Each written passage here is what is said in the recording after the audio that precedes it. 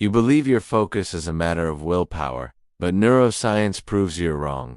Your brain does not end at the boundaries of your skull. It is an open system that merges with the environment around you through your senses. If you're trying to do deep work in an environment designed for distraction, you've already lost the battle before it even begins. Every object out of place, every visual notification, and every random noise is a direct hijacking of your neural resources. Welcome to the NeuroReset Protocol. Today, we're going to talk about the architecture of focus. Your mind evolved to constantly scan the horizon for threats and opportunities. In the modern environment, this evolutionary trait has become your greatest blind spot. When you sit down to work at a desk cluttered with papers, tangled cables, and irrelevant objects, your brain enters a state of micro-alertness. This is what we call open visual loops. To your subconscious, that stack of documents isn't just paper writs, a pending task demanding background processing. Your visual cortex is one of the most energy-hungry areas in your entire brain. If it constantly has to filter out the noise of your physical environment, there's less energy left for your prefrontal cortex to execute complex thinking. You are, quite literally, draining your IQ by ignoring the organization of your space. The performance architect understands that the environment must act as a lens, converging all mental energy into a single point. Most people live in an ecosystem of dispersion. Every element in the room or office is screaming for attention. The first principle of the neuroenvironment is cognitive minimalism. This is not about aesthetics, it's about neural processing efficiency. Your workspace should contain only what is strictly necessary for the immediate task. Anything else is an energy parasite, but the impact of your environment goes far beyond what you see. It alters your blood chemistry through light and sound. Your visual system is directly connected to your master clock, the suprachiasmatic nucleus.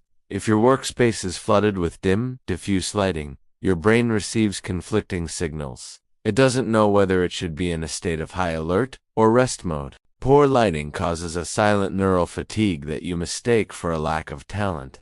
Additionally, we have acoustic architecture. Ambient sound is not just something you hear, it's something that alters the frequency of your brainwaves.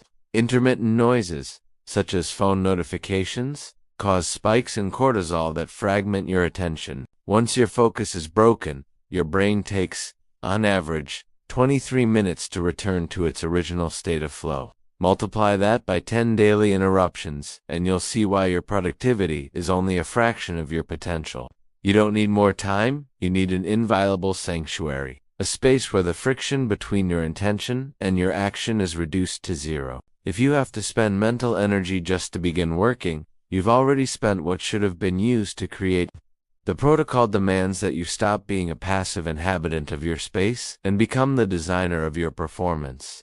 Your brain associates specific places with specific behaviors. If you work in bed, you destroy your ability to sleep and your ability to focus. You are creating conflicting neural associations in your hardware. NeuroReset requires absolute physical separation between states of effort and states of recovery.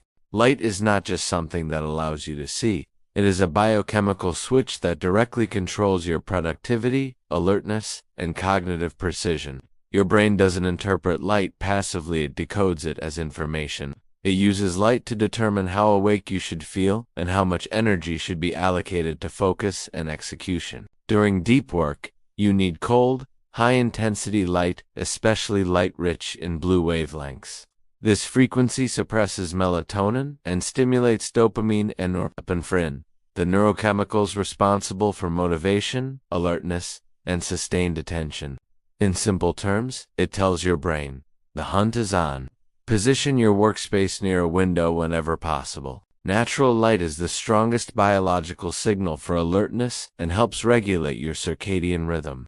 If that's not possible, use artificial lighting above 5000 Kelvin to mimic this effect. Dim lighting creates ambiguity. Your brain doesn't fully switch into performance mode, and mental fatigue increases. Your visual system needs a clear signal to keep your prefrontal cortex operating at high capacity. Without it, focus drifts, energy fragments, performance drops. But optimizing your environment is not just about what you add, it's about what you remove. And sound is one of the most dangerous hidden distractions. Your ears don't have eyelids. You can't turn off hearing. Every unexpected noise is automatically processed, pulling your attention away from what matters. Even small interruptions, notifications, conversations, sudden sounds break your cognitive flow. To protect your focus, you must create acoustic shielding. Use noise-canceling headphones or constant frequency sounds like white noise or brown noise. These create a stable auditory layer that masks unpredictable distractions. They also reduce subconscious vigilance, allowing your brain to relax into deeper focus. The result? Longer periods of uninterrupted work and higher quality output. But your environment isn't only physical, it's digital. Your screen is your workspace. If it's cluttered with icons, files, and open tabs, especially social media, your brain is constantly distracted at a low level. Each tab is an open loop. Each notification is a cognitive interruption waiting to happen. The protocol is strict. 0 notifications during deep work. Your phone should not be on your desk. Ideally, it should be in another room, because even when it's off, its presence reduces your cognitive capacity. Your brain spends energy just resisting it. Remove the object, and you instantly recover that energy. You're not losing access, you're gaining control. Now, there's one final layer that transforms your environment into a performance system, the entry ritual. High performers don't wait for motivation, they trigger it through consistent physical cues. It can be putting on specific headphones, turning on a work light, or organizing your desk before starting. These actions send a signal to your brain. Execution mode has begun. Over time, your brain links the ritual to deep focus. You stop resisting work. You start entering flow automatically. This is the difference between relying on willpower and designing systems. Willpower is limited. Systems are powerful, and your environment is the most immediate system you control. Your environment is never neutral.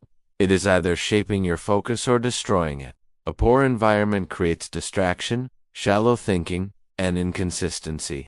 An optimized environment creates clarity, depth, and performance. So stop being a passive victim of your surroundings. Take control. Eliminate the noise. Fix the light. Protect your attention, because in a world designed to distract you, focus is not accidental. It is engineered. Reset your environment. Reclaim your attention. Welcome to